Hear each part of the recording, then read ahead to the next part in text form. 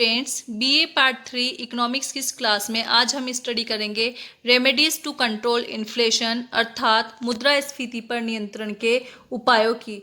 मुद्रास्फीति पर नियंत्रण के उपायों को हम 3 पार्ट्स में डिवाइड कर सकते हैं। फर्स्ट है मॉनेटरी मेजर्स अर्थात मौद्रिक उपचार, सेकंड है फिस्कल मेजर्स अर्थात राजकोषीय उपचार एंड थर्ड है फिजिकल एंड अदर मेजर्स अर्थात भौतिक व अन्य उपचार। हम इन तीनों ही मेजर्स की 1 बाय 1 स्टडी कर लेते हैं। फर्स्टली हम देखते हैं मॉनेटरी मेजर्स अर्थात मौद्रिक उपचार।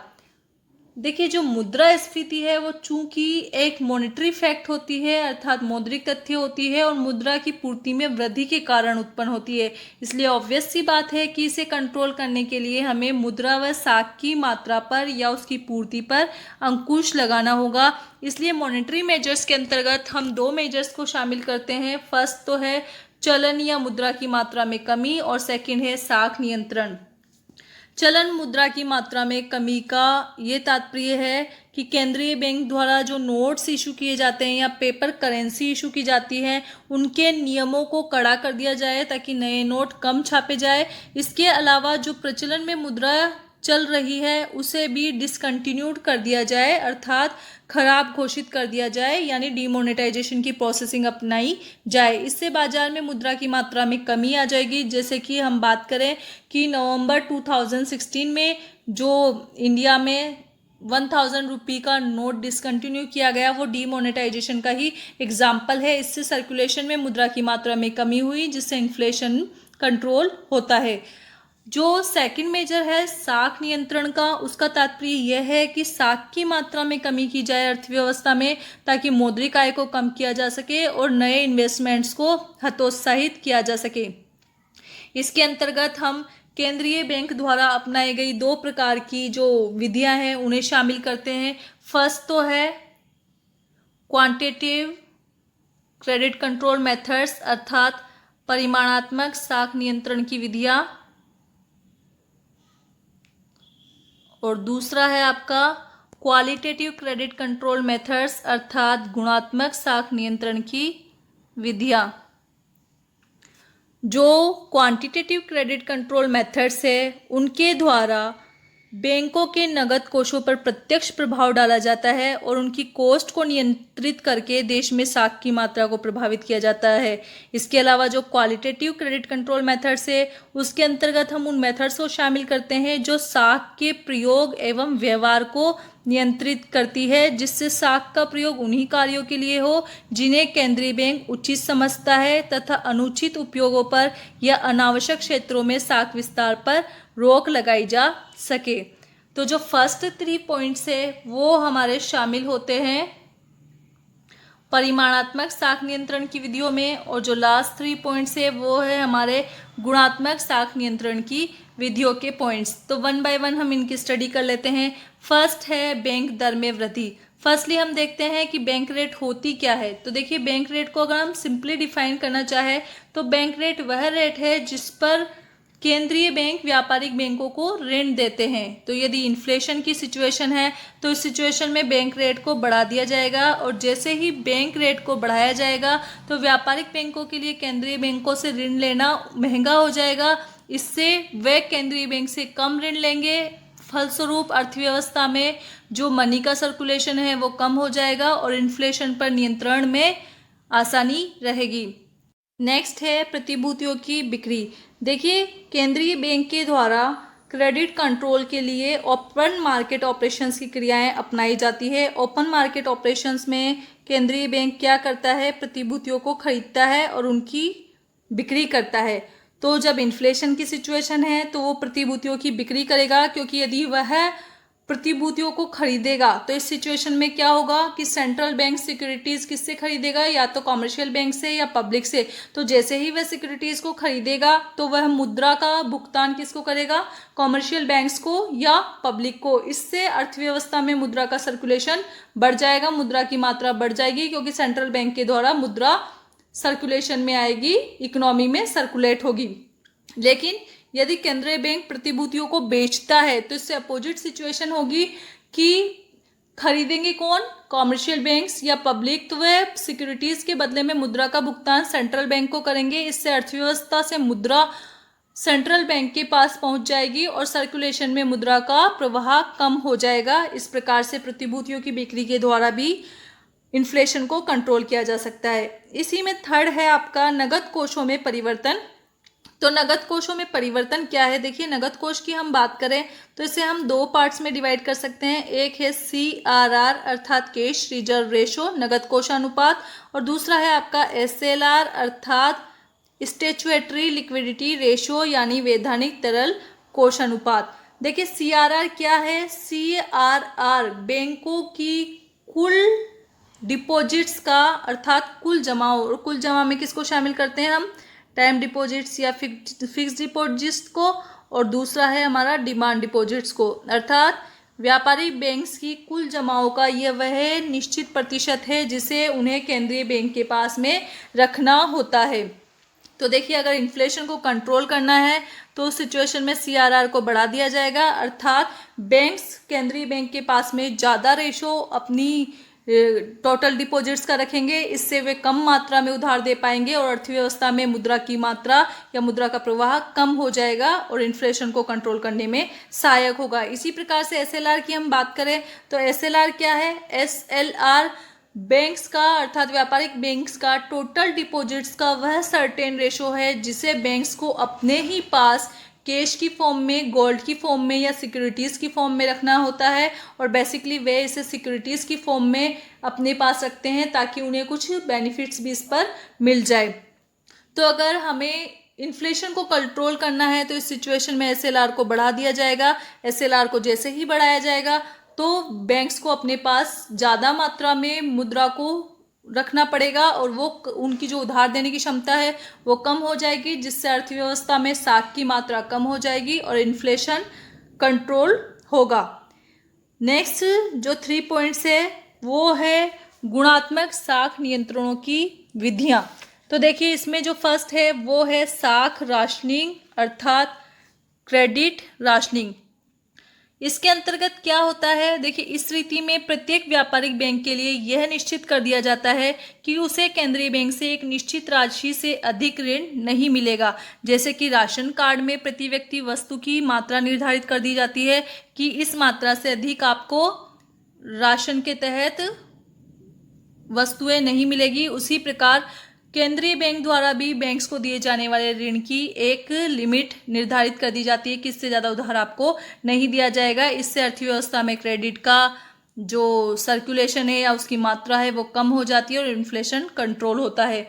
इसी में नेक्स्ट है हमारा चयनित साख नियंत्रण यानी चयनात्मक साख नियंत्रण। इसके अंतर्गत क्या किया जाता है? इसके अंतर्गत समूचे अर्थतंत्र को प्रभावित किए बिना ही केवल विशेष क्षेत्रों की आर्थिक अथवा वित्तीय क्रियाओं को प्रभावित किया जाता है। जैसे अगर खाद्यान्न के स्टॉक को नियंत्रण करने हैं तो इस सिचुएशन में केंद्रीय बैंक खाद्यान्न को दिए जाने वाले ऋणों की जो सीमा है उसे सीमित कर देगा। इसी प्रकार से योजनाओं में प्राथमिकता प्राप्त क्षेत्रों को पर्याप्त ऋण उपलब्ध करवाए जा सकते हैं। केंद्रीय बैंक व्यापारिक बैंकों को ग्रामीण एवं लघु उद्योगों को अधिक ऋण देने का निर्देश दे सकता है। जैसे कि राष्ट्रीयकरण के बाद कृषि एवं उद्योगों को अधिक वित्त की व्यवस्था केंद्रीय बैंक द्वारा की गई व्यापारिक बैंकों के थ्रू। तो यहाँ चयनात्मक साख नियंत्रण की नीति अपनाई जाती है कि कुछ स्पेशल जो सेक्टर्स है उनके ही जो क्रेडिट की मात्रा है उनको ही नियंत्रित किया जाता है, पूरी इकोनॉमी को अफेक्टेड नहीं किया जाता। लास्ट में है सीधी कार्यवाही अर्थात डायरेक्ट एक्शन। देखिए, क्रेडिट कंट्रोल की ये अंतिम रीति है लेकिन सबसे कठोर नियंत्रण की रीति है। इसके अंतर्गत जब सभी जो मेथड्स है वो एप्लीकेबल नहीं होते या ज़्यादा काम में नहीं आते तो लास्ट में जो सेंट्रल बैंक है वो व्यापारिक बैंकों को निश्चित दिशा में काम करने का आदेश देता है और यदि आदेशों की अवहेलना करे तो वह उन्हें चेतावनी देता है कि वह उनकी जो ब्रांचेज है उन्हें बंद कर देगा। इस संदर्भ में ये भी कहा जा सकता है कि अगर लातों के देव बातों से न माने तो लाते ही लगाना शेष रह जाता है। इस प्रकार चलन मुद्रा की मात्रा में कमी करके तथा साख नियंत्रण के द्वारा अर्थव्यवस्था में जो मुद्रा की मात्रा है और साख की मात्रा है उसे नियंत्रित करने के प्रयास किए जाते हैं ताकि इन्फ्लेशन को कंट्रोल किया जा सके। नेक्स्ट है इसमें फिस्कल मेजर्स अर्थात राजकोषीय उपचार। राजकोषीय उपचार में देखिए क्या किया जाता है। राजकोषीय उपचारों के अंतर्गत सरकार द्वारा कई मेथड्स अपनाए जाते हैं ताकि मुद्रा की मात्रा को अर्थव्यवस्था में नियंत्रित किया जा सके। इसमें फर्स्ट है करों में वृद्धि तथा नए कर लगाना।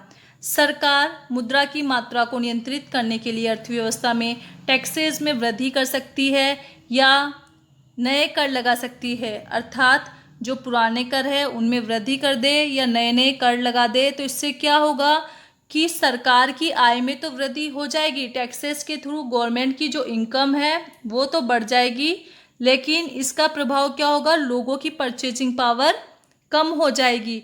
इससे जो इफ़ेक्टिव डिमांड है, प्रभावी मांग है, वो कम हो जाएगी। और जैसे ही मांग कम होगी तो इस सिचुएशन में प्राइसेस क्या होगी, प्राइसेस भी कंट्रोल हो जाएगी, कीमतें भी नियंत्रित हो जाएगी। और कीमतें नियंत्रित होगी तो मूल्य स्तर में यानी जनरल प्राइस लेवल में कमी आएगी और इन्फ्लेशन कंट्रोल हो जाएगा। इसी में नेक्स्ट है सार्वजनिक ऋणों में वृद्धि। देखिए अगर गवर्नमेंट टैक्सेस लगाती है, पुराने टैक्स रेट को बढ़ाती है या नए टैक्स इंट्रोड्यूस करती है तो इससे लोगों में असंतोष बढ़ता है। इसलिए लोगों के पास क्रय शक्ति को कम करने का एक दूसरा उपाय यह है कि उनसे ऋण ले लिए जाए। जैसे ही लोगों से ऋण लिया जाएगा अर्थात उधार लिया जाएगा तो जो मुद्रा की मात्रा है या अर्थव्यवस्था में जो मुद्रा है वो पब्लिक के पास सर्कुलेट ना होकर गवर्नमेंट के पास पहुंच जाएगी। इससे लोगों की जो इफ़ेक्टिव डिमांड है, प्रभावपूर्ण मांग है, उसमें कमी आएगी। और जैसे ही डिमांड कम होएगी तो उस सिचुएशन में प्राइसेस भी कंट्रोल हो जाएगी।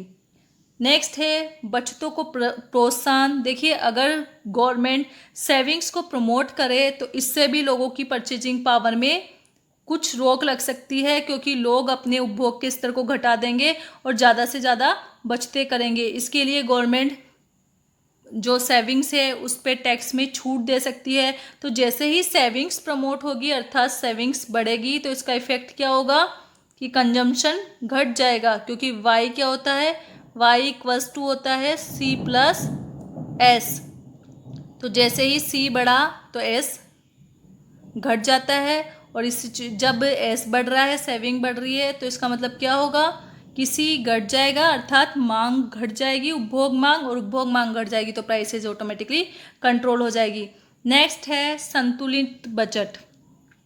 देखिए मनी इन्फ्लेशन कंट्रोल करने के लिए सरकार क्या करेगी, या तो बैलेंस बजट बनाएगी या कौन सा बजट बनाएगी, सरप्लस बजट बनाएगी। बैलेंस बजट में क्या होगा, बैलेंस बजट के अंतर्गत जो गवर्नमेंट रेवेन्यू है वो गवर्नमेंट एक्सपेंडिचर के बराबर होगी, यानी सार्वजनिक आय सार्वजनिक व्यय के बराबर होगा। और जब बात करेंगे हम सरप्लस बजट की तो सरप्लस बजट में क्या होगा, जो पब्लिक रेवेन्यू है वो ज़्यादा होगा पब्लिक एक्सपेंडिचर से, अर्थात सार्वजनिक आय ज़्यादा होगी और सार्वजनिक व्यय कम होगा।